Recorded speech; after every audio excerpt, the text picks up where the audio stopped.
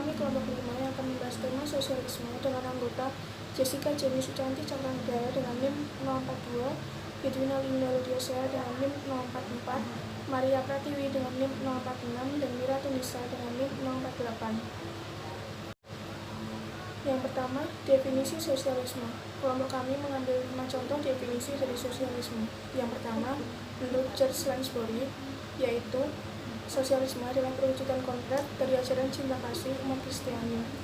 Yang kedua, menurut penganut Marxisme adalah penekanan kepemilikan swasta menjadi milik bersama. Yang ketiga, menurut Franz Magnus Suseno, yaitu penghapusan milik pribadi menjadi milik bersama. Yang keempat, menurut Encyclopedia of Social History adalah istilah untuk menjelaskan teori tentang masyarakat yang menuntut kepemilikan bersama baik pada proses produksi maupun distribusi. Yang kelima, menurut Kamus Filsafat karya Lawrence Bagus adalah semua bentuk asosiasi baik milik pemerintah maupun milik swasta. Sosialisme.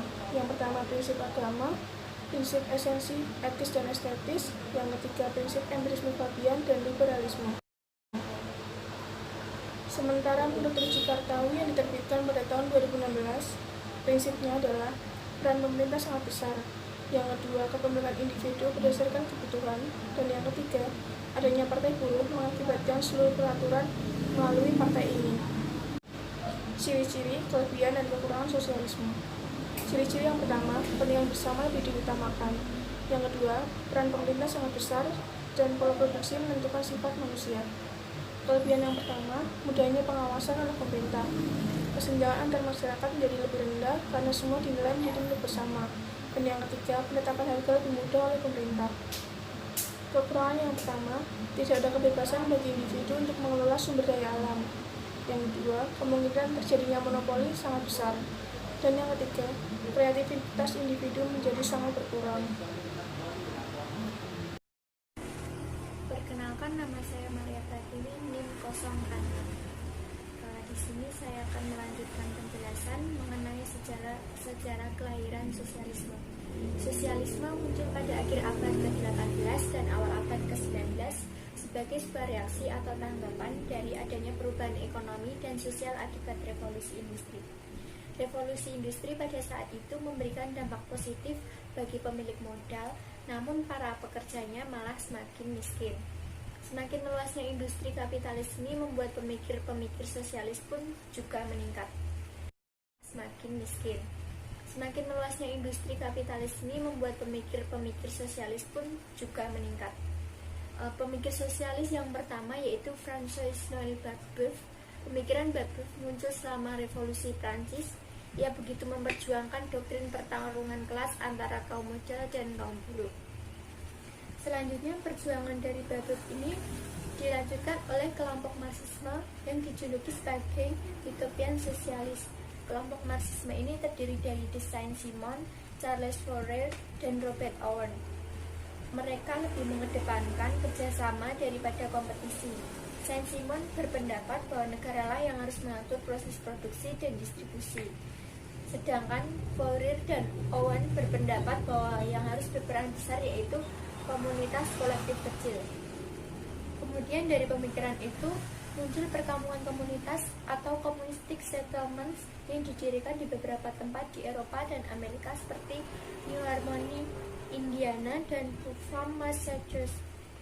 Yang ketiga yaitu ada Louis Blanche yang ide-idenya lebih mengarah ke politik, dan Pierre Joseph Proudhon, seorang anarkis dan sang radikalis yang bernama Auguste Blanqui yang sangat berpengaruh di antara kaum sosialis pada abad ke-19. Auguste Blanqui yang sangat berpengaruh di antara kaum sosialis pada abad ke-19.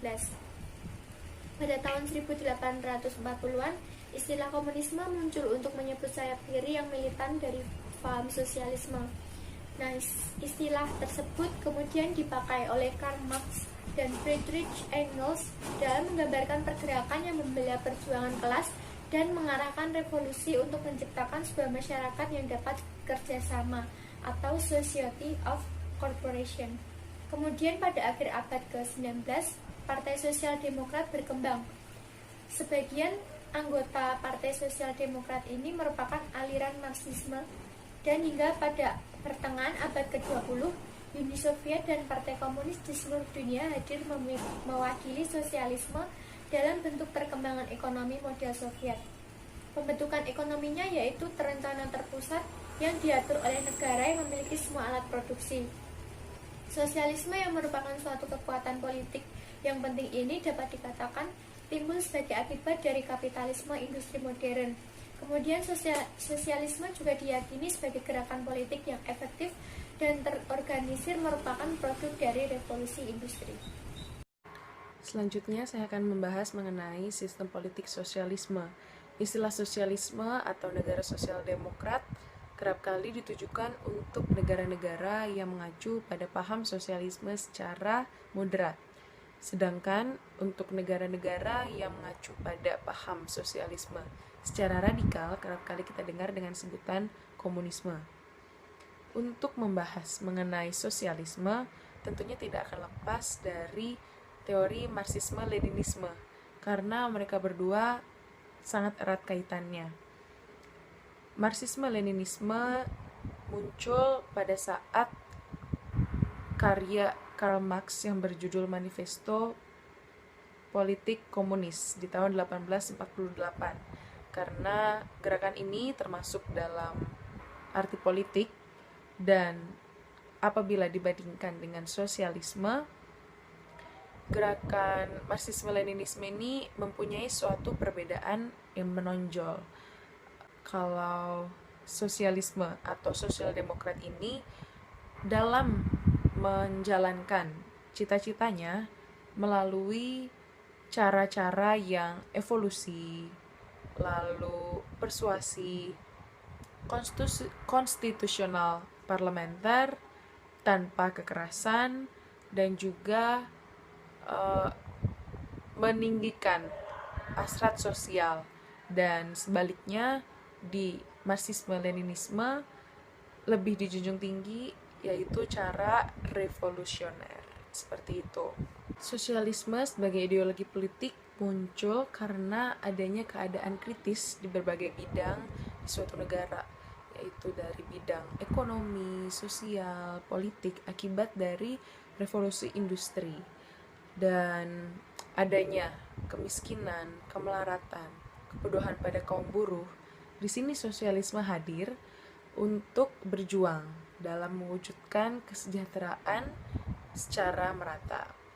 Dan dilansir dari serbasejarah.wordpress.com, dapat dikemukakan bahwa sosialisme sebagai ideologi politik merupakan suatu keyakinan dan juga kepercayaan yang dianggap benar untuk tatanan politik yang mencita-citakan terwujudnya kesejahteraan masyarakat secara merata melalui jalan evolusi, persuasi tanpa kekerasan, konstitusional parlementer, seperti itu. Persuasi tanpa kekerasan, konstitusional parlementer, seperti itu. Lalu dorongan permulaan munculnya sosialisme, demikian kata dari Thomas Mayer dalam karyanya yang berjudul Democratic Socialism in 36 Theses, bahwa mendirikan suatu masyarakat yang di dalamnya semua orang dapat hidup dan bekerja bersama dalam keadaan bebas dan solidaritas dan dengan hak-hak yang sama, itulah dorongan dari sosialisme muncul. Kemudian tujuan berikutnya ialah mengorganisasikan kaum buruh dan dengan menjamin distribusi hasil-hasil yang merata guna untuk memberikan kesejahteraan, ketentraman, dan peluang yang sama untuk semua pihak. Saya Miratun Nisa, NIM 048. Di sini saya akan melanjutkan dengan sistem ekonomi sosialisme.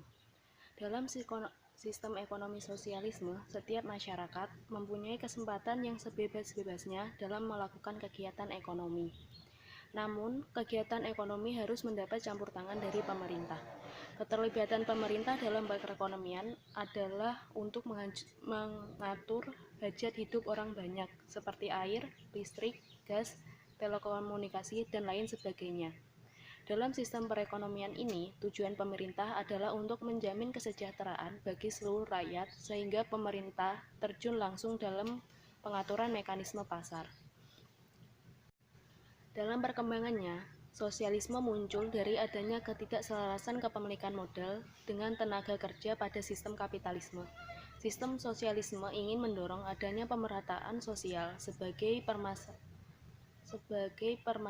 dampak permasalahan dari adanya ketimpangan sosial di Eropa serta beberapa bagian negara di dunia dari zaman feodal. Yang menjadi tujuan kedua sosialisme adalah untuk menghapuskan kemiskinan yang disebabkan oleh akumulasi kapitalisme. Sosialisme ingin alat-alat produksi menjadi kepemilikan komunal, serta mengembangkan solidaritas sosial untuk membangun ekonomi dengan jaringan sosial ekonomi yang kuat untuk membentuk suatu kepaduan secara nasional. Selanjutnya ialah poin sosialisme demokrasi. Sosialisme dan demokrasi merupakan satu-satunya unsur yang paling penting dalam pemikiran dan politik sosialisme. Apabila kita meninjau sejarah sosialisme, menurut William Ebenstein dalam karyanya yang berjudul Today's Ism pada tahun 1994, apabila kita ingin melihat gerakan sosialisme yang berhasil, nampaknya akan muncul pada negara-negara yang sudah memiliki tradisi-tradisi demokrasi yang kuat. Negara-negara tersebut seperti Inggris, Selandia Baru, Skandinavia, Swiss, Belgia, Belanda, dan juga Australia. Mengapa demikian? Pemerintah demokrasi dan konstitusional ini diterima sebab kaum sosialis lebih mendapat kesempatan untuk fokus terhadap program-program yang mensejahterakan masyarakat, walaupun memang terlihat luas, yakni seperti ingin menghilangkan ketidaksamaan hak dan juga untuk menciptakan dan membuka lapangan pendidikan bagi banyak orang, yaitu bagi seluruh rakyat di negara tersebut, dan juga memfasilitasi jaminan-jaminan sosial bagi mereka yang sedang sakit, mereka yang sudah lanjut usia, dan juga mereka yang sedang menganggur. Sosialisme dan juga demokrasi merupakan dua ideologi yang saat ini sedang marak dianut oleh berbagai macam negara fasis di belahan dunia. Namun apabila ingin berkaca dalam pelaksanaan demokrasi hari ini, sulit untuk menemukan makna harafiah secara utuh mengenai arti dari demokrasi, karena banyaknya bentuk negara yang menganutnya. Terjadi pula berbagai macam perubahan secara dinamis mengenai bentuk tatanan masyarakat yang menganut sistem demokrasi di negara tersebut. Namun, semua tujuan dari sosialisme dan demokrasi ini mempunyai persamaan dalam satu hal, yakni membuat demokrasi lebih nyata, yaitu dengan jalan memperluas pemikiran demokrasi, yaitu dari lapangan politik ke lapangan yang bukan politik, yaitu dari masyarakat itu sendiri. Dan apabila kita menelik dalam sejarah soal kemerdekaan, masalah kemerdekaan ini merupakan dasar bagi kehidupan manusia, dan hal ini pun sedang diperjuangkan dan menjadi suatu perjuangan dari kaum sosialis demokrasi, di mana untuk mempunyai kemerdekaan beragama, memeluk kepercayaan, kemerdekaan membuat organisasi politik, dan kemerdekaan di berbagai hal lainnya, itu merupakan sendi-sendi dari demokrasi. Dan apabila prinsip atau sendi dari demokrasi ini sudah terpantau kuat dan tertanam kuat dalam hati dan pikiran rakyat di negara tersebut, maka kaum sosialis pun tidak akan begitu sulit untuk mewujudkan hal ini, dan dapat beralih untuk memikirkan ide-ide kreatif lainnya dalam mewujudkan tatanan masyarakat yang lebih sejahtera. Namun apabila dalam pondasi dan juga tatanan demokrasi di hati dan pikiran rakyat tersebut belum terlalu kuat, maka kaum sosialis pun memiliki tanggung jawab yang lebih besar untuk berjuang dalam mewujudkan kesejahteraan yang selama ini dicita-citakan melalui cara-cara dan ide-ide yang lebih harus dipikirkan secara matang. Perbedaan sosialisme dan komunisme. Menurut Farid yang diterbitkan pada tahun 2017, komunisme menghapus secara total kepemilikan pribadi. Pergerakannya dinilai hanya oleh kaum yang mengalami ketertindasan. Penganut komunisme melihat agama sebagai sesuatu yang negatif dan hanya sebagai produk dari adanya interaksi sosial. Sementara menurut William Eberstein pada tahun 1994, komunisme mencari cara agar menang baik dengan cara baik-baik atau dengan diplomatik maupun dengan cara peperangan. Sementara sosialisme mencari kemenangan dengan proses diplomatik. Yang kedua, pergerakan komunisme melihat pada kaum-kaum yang berada di atas, sementara sosialisme melihat kaum buruh untuk selalu dibela. 3. Komunisme percaya dan mengusahakan perubahan yang tiba-tiba. Sementara itu terjadi pada sosialisme, perlu diadakan antisipasi dan pengecekan ulang, karena pada sosialisme perlu waktu yang cukup lama untuk terjadinya perubahan. Yang terakhir, komunisme mengubah semua faktor produksi ekonomi menjadi milik pemerintah, sementara sosialisme melihat itu semua sebagai kepunyaan rakyat. Selanjutnya yaitu sosialisme di negara berkembang. Negara berkembang merupakan istilah yang dipakai untuk mendeskripsikan keadaan suatu negara dengan kesejahteraan materialnya seperti tingkat pendapatan, standar hidup, tingkat industrialisasi, dan indeks pembangunan manusianya berada di tingkat rendah. Dalam faktanya di bidang politik, keinginan utama dari negara berkembang atau negara miskin ini adalah untuk mencapai pertumbuhan ekonomi yang cepat. Untuk menghadapi persoalan modernisasi ekonomi, negara-negara berkembang umumnya tidak ingin meniru baik pembangunan kapitalis barat maupun komunis dalam perencanaan dan kepemilikan negara yang lengkap berdasarkan represi politik. Metode yang digunakan oleh negara berkembang umumnya adalah jalan ketiga atau yang biasa disebut sosialis. Nah, sosialisme ini memiliki arti bagi negara berkembang. Yang pertama, melambangkan cita-cita keadilan sosial. Yang kedua, istilah sosialis mewakili cita-cita persaudaraan manusia dan perdamaian dunia melalui hukum. Dan yang ketiga, sosialisme adalah komitmen pada perencanaan. Di dunia barat, sosialisme bukan mengenai bagaimana melakukan industrialisasi di negara yang belum berkembang, melainkan adalah bagaimana mendistribusikan kekayaan masyarakat dengan cara yang adil dan merata. Sedangkan sosialisme di negara berkembang ini berbeda, karena di negara berkembang itu dihadapkan pada tugas untuk membangun ekonomi industri dengan tujuan menaikkan tingkat ekonomi dan pendidikan massa rakyat. Maka pada umumnya sosialisme di dunia barat lebih berkembang dengan lebih baik dalam kerangka pemerintahan konstitusional yang mapan, sedangkan sosialisme di negara berkembang umumnya berjalan sesuai dengan tradisi pemerintahan yang otoriter oleh kekuatan imperialisme asing atau penguasa setempat. Oleh sebab itu, ada dugaan bahwa sosialisme di negara berkembang ada toleransi yang besar terhadap praktik-praktik otoriter dibandingkan dengan sosialisme yang terjadi di dunia barat. Selanjutnya adalah sosialisme dewasa ini. Sama seperti banyak gerakan dan gagasan liberal lainnya, sosialisme tidak menyepakati seperangkat keyakinan dan doktrin tertentu. Meskipun tidak ada pernyataan doktrin sosialis yang bersifat mengikat, namun garis-garis besar pemikirannya dan kebijakan sosialis dapat disimak dari tulisan-tulisan ahli sosialis dan kebijakan partai sosialis.